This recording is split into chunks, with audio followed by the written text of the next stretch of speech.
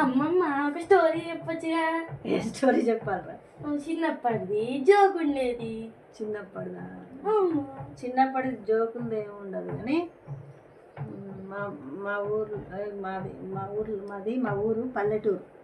చాలా చిన్న ఊరు మాది, మా అమ్మ వాళ్ళది. చిన్న ఊరు అయితే ఆ ఊర్లో ప్రతి ఒక్కరు ఎట్లేదన్నా ఒక్కొక్కరు 4 5 సంతానం కానేటోళ్ళు. అప్పుడు అంతమందిని కానేది పిల్లల్ని. 5 లేకుండా 4 లేకుండా అసలు వాళ్ళకి ఆపరేషన్లు అయ్యి చాలా తక్కువ. అప్పుడు భయపడి చేయించుకోకపోయేది.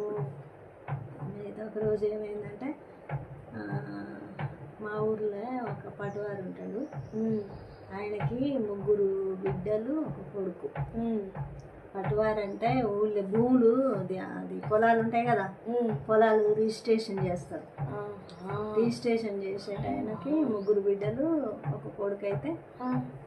అయితే అప్పుడు ఇక 3 బిడ్డలలో ఒక పెద్ద అమ్మాయి పెళ్ళికి ఎదిగింది.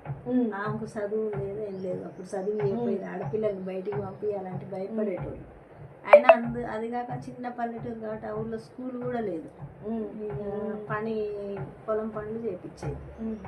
అయితే ఈయన పటవారు కాబట్టి ఆ పొలం పని కూడా నేర్పియలేదు. బిడ్డల చదువు లేదు, ఏం లేదు. ఇంట్లోనే పెద్ద చేసి పెంచిండు.